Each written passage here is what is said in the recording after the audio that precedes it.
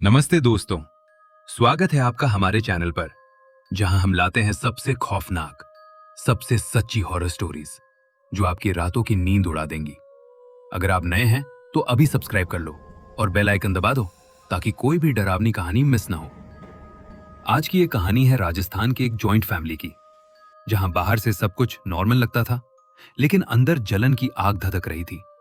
चाचा चाची की नजरें हमेशा ऊपर वाले फ्लोर पर टिकी रहती, क्योंकि उनके खुद के कोई बच्चा नहीं था, जबकि राहुल के मम्मी पापा की लाइफ दिन ब दिन चमक रही थी। नई कार, खुशियां और जलन भी। फिर कोविड के दिनों में अचानक चाची का बिहेवियर बदल गया। पहले राहुल को गंदी गालियां देती थी, अब प्यार से बुलाने लगी। मटन पनीर खिलाती, महंगे गिफ्ट्स देती। लेकिन दोस्तों, ये प्यार नहीं था, ये था एक खतरनाक काले जादू की शुरुआत। मारण क्रिया, जो राहुल को मौत के मुंह तक ले गई। उल्टियां में खून, 7 से 8 फीट का काला साया जो सपनों में पीटता और सुसाइड करने को कहता। पापा की अचानक कार्डियक अरेस्ट से मौत, और घर में हर तरफ ऊपरी बला की छाया। यह सच्ची घटना इतनी डरावनी है कि सुनकर आपके रोंगटे खड़े हो जाएंगे। और अंत में जो हुआ, वो तो न्याय था या ऊपरी ताकतों का बदला? चलो शुरू करते हैं राहुल की ये दिल दहला देने वाली सच्ची हॉरर स्टोरी। राहुल का परिवार राजस्थान में एक जॉइंट फैमिली में रहता था। नीचे वाले फ्लोर पर उसके चाचा चाची और उनके बच्चे, ऊपर वाले फ्लोर पर राहुल अपने मम्मी पापा के साथ। शादी के बाद जब राहुल की मम्मी ससुराल आईं, तो वो थोड़ी मॉडर्न थी, इसलिए घर वाले उन्हें ताने मारते और पसंद नहीं करते थे। पापा का काम ऐसा था कि कई कई दिन बाहर रहना पड़ता था। फिर भी सब किसी तरह चल रहा था। कुछ साल बाद राहुल का जन्म हुआ, लेकिन चाचा चाची के कोई संतान नहीं थी, इसलिए उनकी जलन बढ़ गई। बाहर से अच्छे से बात करते, लेकिन अंदर से नफरत रखते। धीरे धीरे बातचीत बंद हो गई।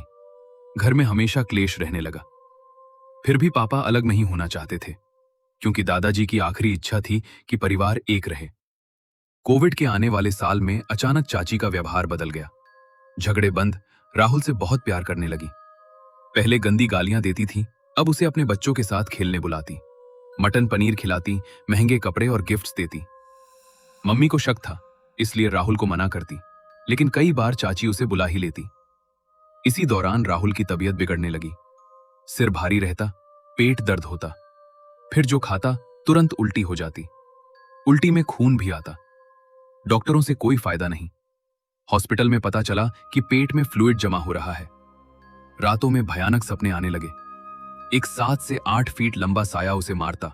जागने पर शरीर में असली दर्द महसूस होता।